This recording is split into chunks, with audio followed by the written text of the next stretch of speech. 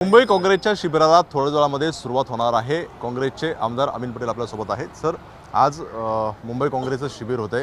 खरं तर आगामी लोकसभा निवडणुका डोळ्यासमोर ठेवून हे शिबिर आहे, किती फायदा होईल?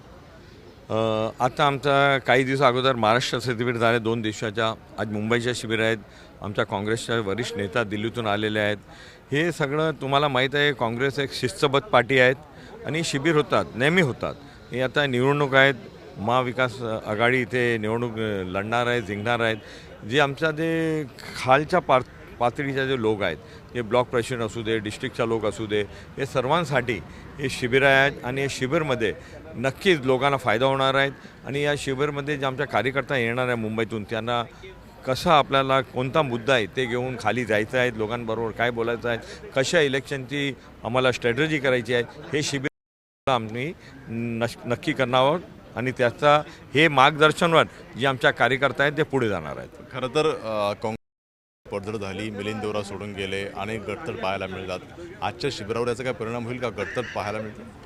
नाही, जे गेले ते गेले, पण आता जे आमच्यासोबत जे लोक आहेत, जे आमच्या कार्यकर्ता आहेत, ते खालच्या लेवलमध्ये एकदम मजबूत आहेत। आणि मी तुम्हाला नक्की सांगतो, कोणीतरी गेले आहे त्याच्याबद्दल काही परिणाम होणार नाहीत। नक्की आम्ही या निवडणूकमध्ये 100% ताकदीने लढणार आहोत आणि जिंकणार आहोत।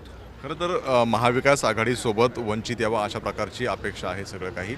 मात्र काल जे प्रकाश आंबेडकर वंचितने पत्र लिहिलं आहे, त्यामध्ये म्हटलं का फक्त 2 जागा आम्हाला देऊ करतायत, त्यामुळे आमचं हे अवमानकारक सगळं सुरू आहे। जे काँग्रेसच्या आणि वरिष्ठ नेता आहेत, नाना पटोले आहे, बालासाहेब थोरात आहेत, पृथ्वीराज चव्हाण आहे, आदरणीय सन्माननीय शरद पवार साहेब आहे, उद्धव ठाकरे साहेब, हे सर्व त्यांच्याबरोबर बोलत आहेत। आज जे गरज आहेत मुंबईमध्ये, महाराष्ट्रामध्ये, देशामध्ये, की एकत्र लावून लढाई जिंकायची आहेत। आणि मला खात्री आहे की आमच्या ज्या वरिष्ठ पातळीच्या नेते आहेत त्यांच्याबरोबर बसून, सोबत बसून आणि सगळं एकत्र जे सेक्युलर ताकद आहेत, सगळं एकत्र येऊन हे निवडणूक लढायली पाहिजे आणि BJPला प्रभाव दिले पाहिजे। पण खरं तर वंचितच्या अनेक बैठका पार पडलेल्या आहे, मात्र निर्णय तो होऊ शकला नाही।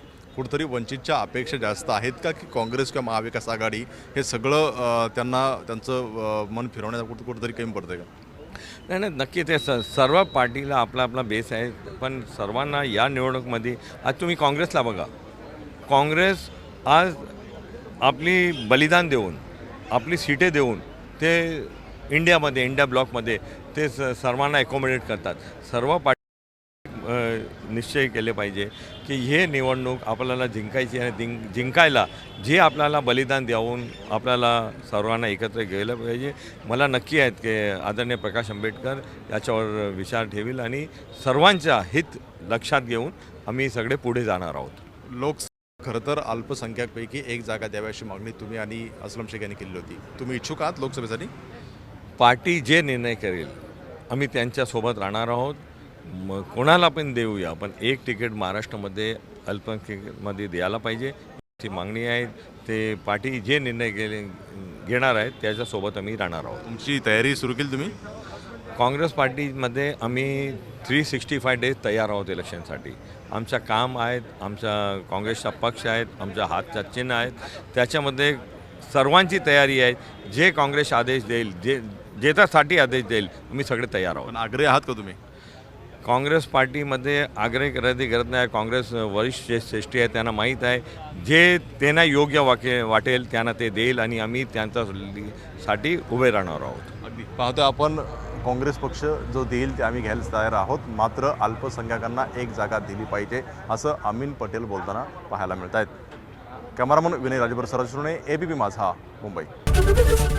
ABP माझा, उघडा डोळे बघा नीट।